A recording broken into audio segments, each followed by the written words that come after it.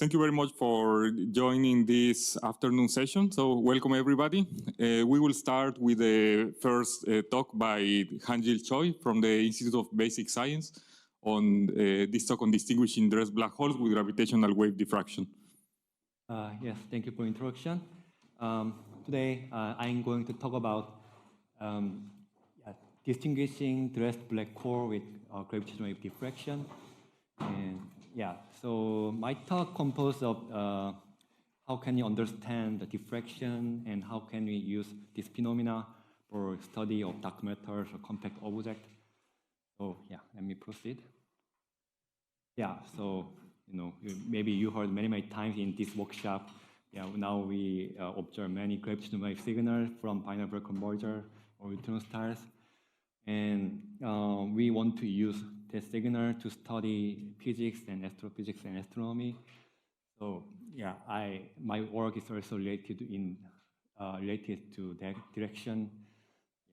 So basically we can do many things. It's hard to list all of them. And the one direction I'm interested in is gravitational lensing of gravitational wave, which is so-called G-double lensing. I want to say this direction has great potential to document study because we have a lot of binary black hole sources over there, and also we have a large number of lens objects. In other words, our universe is full of dark matters, and they clump in some specific way, and they becomes a good candidate for lens object, and many objects. So that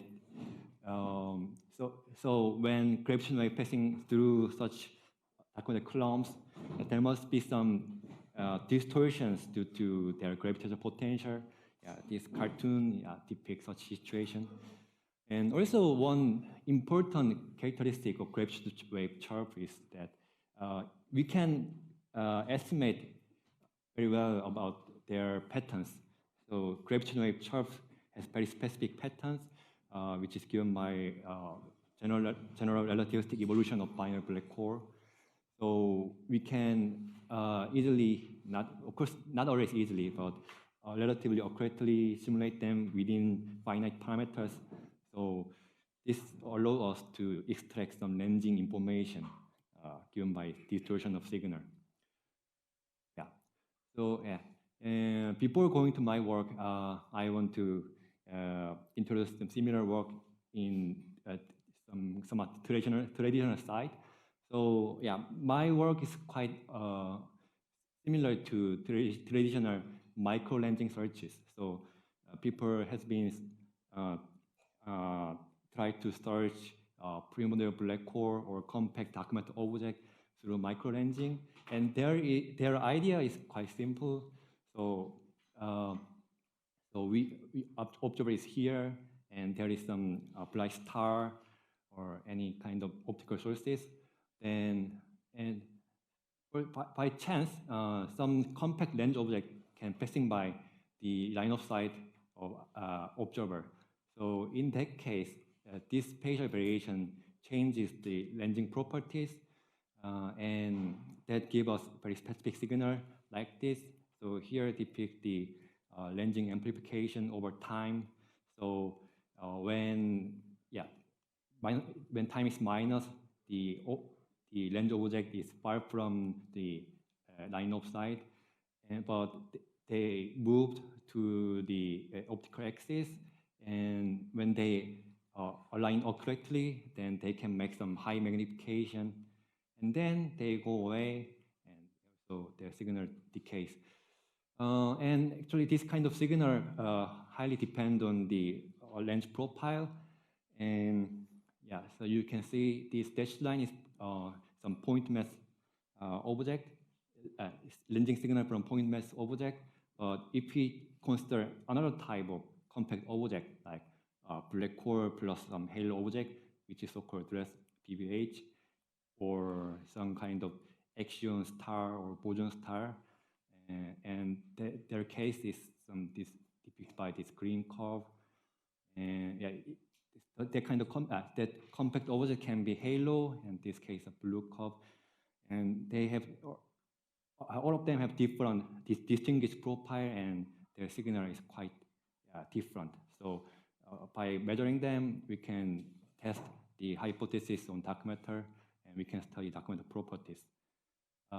In the case of gravitational wave, situation is a little bit different. So usually the distance to the gravitational wave source is quite far from us, and then also range object is also quite far from us.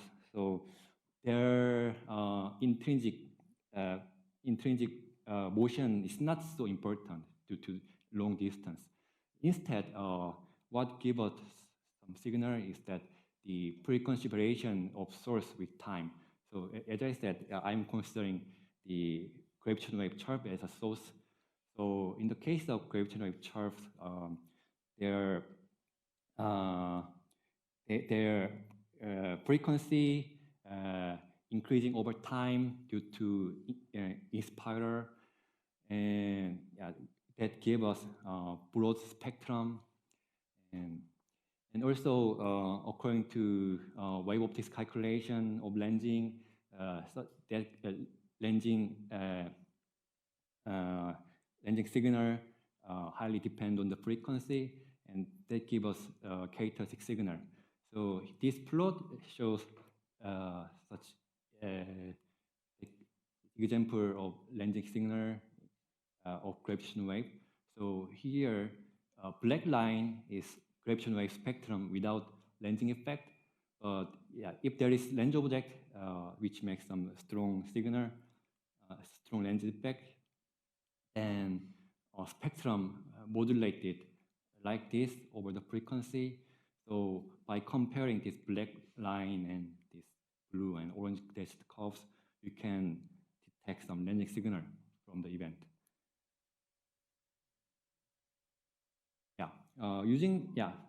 This is now is somewhat old idea. Of course, we the real application of this idea is only recent, but it has been proposed that we can use this kind of signal for detection of black hole in 2003 by Takahashi. And after that, many other people rediscover this kind of thing. And recently, LIGO-Borgo-Kagra collaboration gives some constraint on population on PBH using this kind of signal.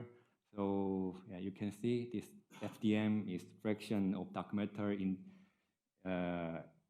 the form of black hole. Their constraint, the upper bound constraint is given here, but not very good now. But it will be highly improved as the sensitivity of detector improved. So here is the prospects for such case, such situation. So the upper right corner, at the upper right corner, this curves the prospects for advanced LIGO in design sensitivity, and which is already more than 10 times better. And this curve is prospects for Einstein telescope, which a lot better. So in near future, we can study this kind of lensing effect very actively. Okay.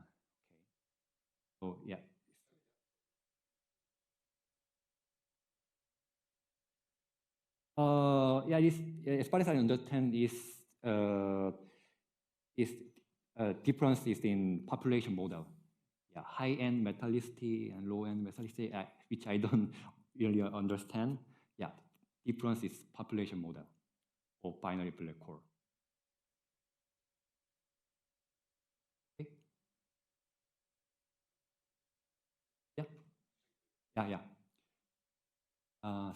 Let me go to the lensing theory of lensing. So to estimate the lensing effect, we use lensing amplification factor, which is derived by many assumptions. Maybe you familiar with now, many people mention this. So here I wrote the basic element, and omega is frequency, 2 pi frequency, and this d effective here is the combination of distance to the lens and distance lens between source and distance to the source. Here I depict the side view of the lensing configuration for your understanding. And you can find the meaning of each element here. And here the x is the coordinate defined on lens plane. So this, you can see the exposition on the transverse view. This is basically lens plane view. And here x is the impact parameter, which is defined by the straight line intersecting intersection between the straight line and lens plane. And of course, here I assume the origin is center of mass of lens object. In the lens plane view, is this vector to the point source is the impact parameter. And psi is gravitational potential, which is projected onto lens plane. U is 3D gravitational potential. So what we need to do is just compute this integral, and this integral gives us all of information on wave optics lensing. And here phi m is this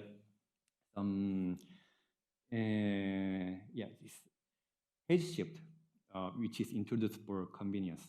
So this is basically defined by the minimum of this potential. So that with this phase shift, what happens is that the arrival time of primary image is always at 0. So I want to explain the point mass case, which allow exact solution and also give us some intuitive result. And this is the absolute value of amplification vector for various impact parameter. Here, y is the defined by the impact parameter over Einstein radius. I take this figure from Takashi's paper, and convention is a little bit different. Anyway, and you can see is lensing amplification vector as a function of frequency has a lot of feature. So at low frequency n, its behavior is quite smooth and simple, but at high frequency, it's highly oscillate and looks complicated. But we know that how can you interpret that? In the case of low frequency n, in other words, diffraction limit, we can compute the difference between lensing amplification vector and unity. Then it will give us some mass time frequency, which is quite well known. And the other end, which is geometric optics limit, then we can use some intuition coming from the Lewis geodesics. And actually, this point mass lens system allows us 2 images or 2 different Lewis geodesics. So the signal coming from different position interfere each other, and it gives that situation given by this equation. And the interference between different images makes this complicated oscillations. And here mu r is magnification ratio between different images, and delta tau is time delay between images. And this is Morse page. My question is actually, we know the behavior of this function at extreme cases, but at some point, how can I say? As you can see, at certain point, the oscillation region and simple region is divided. And at first glance, it's hard to estimate where that kind of division happened. So my question is, what distinguishes this diffraction feature and geometric optics feature?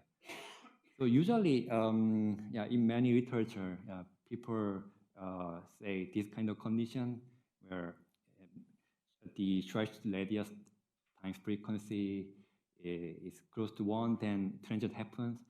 But as it from this figure, this is not so satisfactory because, as you can see here, the transition between oscillation and monotonic behavior depends on the impact parameters. So these criteria do not contain information on impact parameters. So something is missing. More rigorous criteria coming from the frequency times arrival time, time delay between two images, similar to unity. Then, the arrival time difference depends on the impact parameters, and actually, these criteria give us where transition happened. But the problem is this condition can be applied to anywhere. So to study this, let's move to another kind of lens object. So here I'm considering the Navarro-Frank-White profile, which is the good fitting function for realistic core dark matter halo. And this profile or this lens model is quite diffuse one and do not produce multiple images effectively. So usually only one image is produced at geometric optics, no critical curve. And also this profile is singular in the sense that it do not give us a finite total mass. So to compute total mass, we need some cutoff.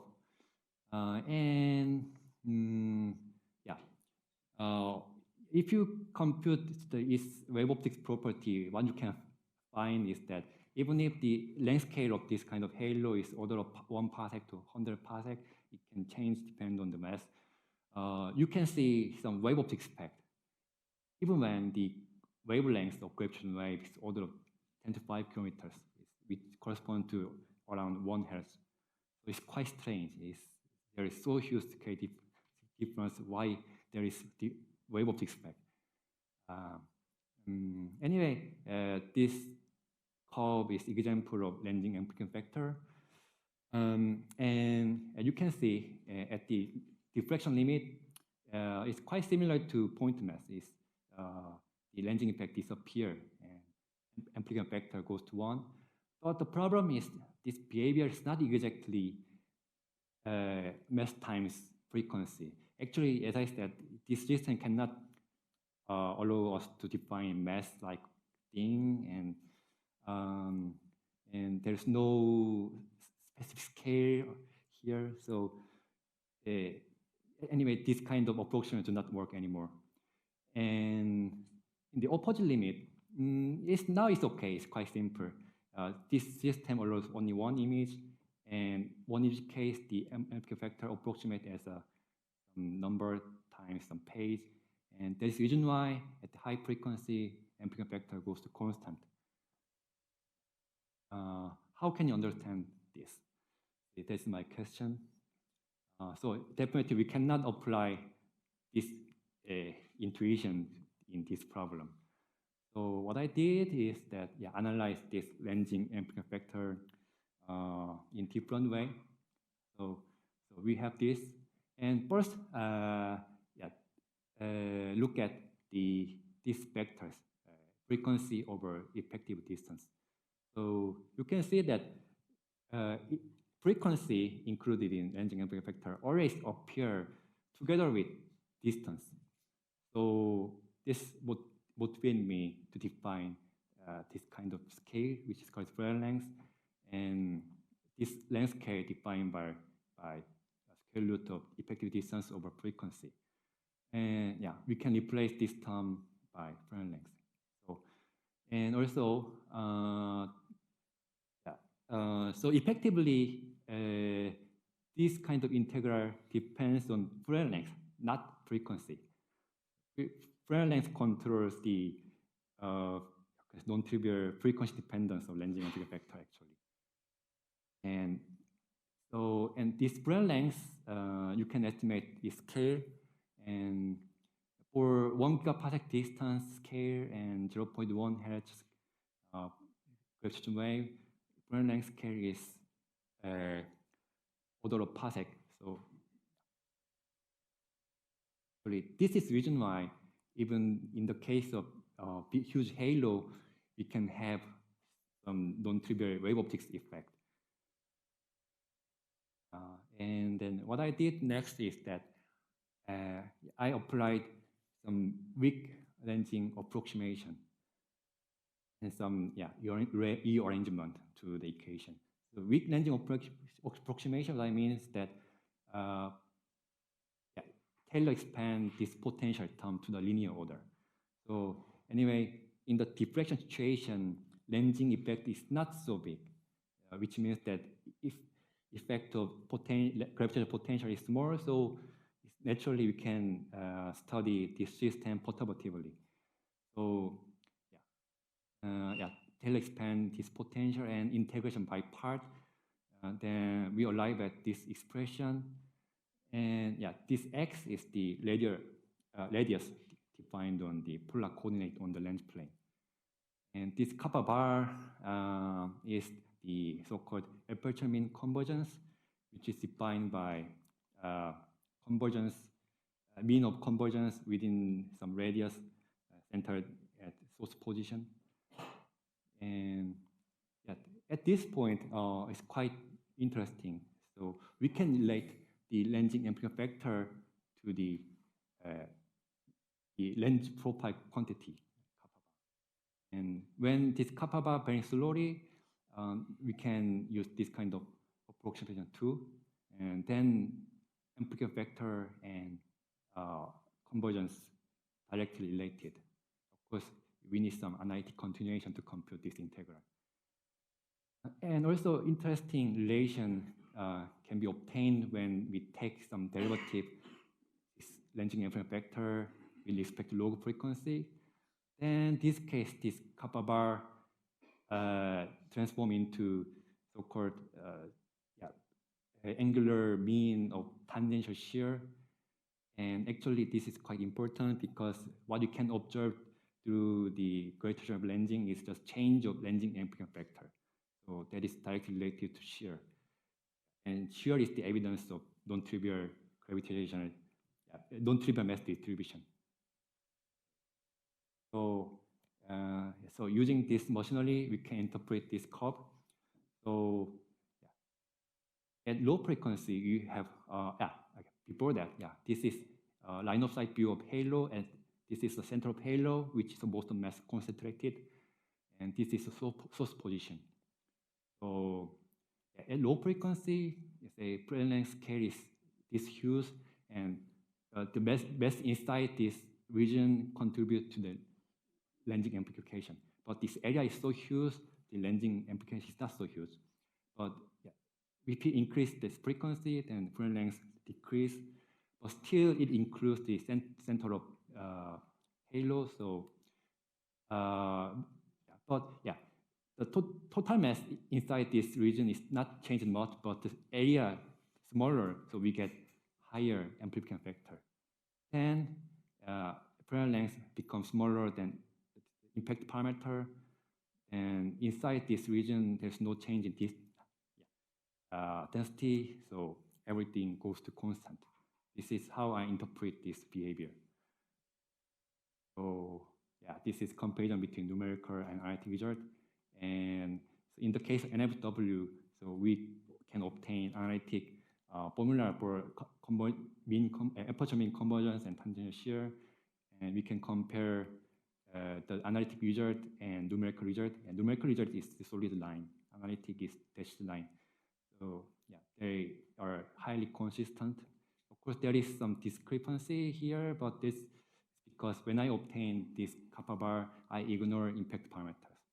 That's so important thing. And yeah, and implication of this, here we can see that coarse grain scale of wave is Fresnel length scale, and this teaches us that we need to compare the length scale and Fresnel length to study wave optics. And yeah, so this kind of so since we understand diffraction, we can apply to detection of diffuse range object, and there has been many studies on in the past. There was study on single SIS profile, and then I applied this kind of thing, NFW profile, and more realistic profile we did later. And tomorrow's strategy we will talk about this, I think. Yeah. And yeah, let me go to stress black hole issue. I want to apply diffraction to detect stress black hole like stuff. So stress black hole is basically a black hole having halo structure surrounding it. Why this is important? Because it can tell us the origin of black hole. So there is some discussion on or whether the black hole observed in LIGO coming from primordial universe or astrophysical process. And maybe the dress structure can give us some evidence on that. So if we can detect this dress structure, this means this is coming from primordial universe. That is because stellar origin black hole cannot have this huge structure because dark matter particle at late universe is so fast and density is not so high. So this halo structure is not so huge. But in contrast, the dress black hole from primordial universe is quite huge. Yeah, total mass is more than 100 times of black hole mass. So there has been studies on how can you detect this kind of structure. But the problem is how can we detect this dress structure? Actually, we can detect them, but the problem is it's hard to distinguish two different type of lensing events because both of systems gave us two images, which is magnified and demagnified. At high frequency, actually, I can show that it is impossible to distinguish them because in the high frequency limit, the amplification factor for two image case always given this in this form, and you can notice that the observer is only 2 magnification ratio and time delay between them, and we can find one-to-one relation between these parameters and parameters of point mass lens impact parameter. This means when we detect the lensing signal with two images at high frequency, this signal can be always interpreted as a point mass lens event. To break this degeneracy, we need low frequency information. Here I show lensing amplification factor in the case of dress black hole in the blue and bare black hole in orange. It can, as I said, their shape is completely overlap at high frequency. The difference between them appear only at the low frequency. So we can understand why this difference occur. So simply because dress black hole has more matter around it. So as I said, in low frequency limit, the lensing amplification factor given by some aperture mean density. So for low frequency, let's look at low frequency case. Then within this region, we have a lot of dark matters, and this dark matter actually enhance some lensing signal. That's the reason why we have larger amplification factor here. So, and of course, at high frequency, and different lengths decrease, and there's no change in mean density, so they overlap completely. So yeah, we can detect them by some by defining some fitting factor or Bayes factor and so on. And we can also we can obtain high Bayes factor by comparing the direct black hole signal and on-lens signal, because there is a huge difference between them, which is given by this red dot. And we can also distinguish between lensing signal between direct black hole and PBH, because their difference also very high. Of course, for ground-based detector, it might be hard to detect low frequency, but somehow, due to the spectral shape of gravitational wave, we can get large difference at low frequency, so we can distinguish direct black hole and black hole for some parameters. So yeah, this plot shows that the sensitivity to direct black hole or bare black hole. So here the upper bound of ABK03, and this dashed line is upper bound, prospect for upper bound for bare black hole. And the solid line is upper bound with direct black hole. You can compare same colors. Same color means same detector. So in general, direct black hole has give us stronger constraint, because its lensing signal is much stronger compared to bare black hole given seed black hole mass due to a lot additional matters. But yeah, actually, this sensitivity is not super important. The important thing is distinguishability. So yeah, I compute the conditional probability of having diffraction feature inside the lensing signal, assuming some detection. This plot shows the probability at the vertical axis as a function of black hole mass. So we can say the gravitational spectrum has some diffraction signal when this condition satisfied.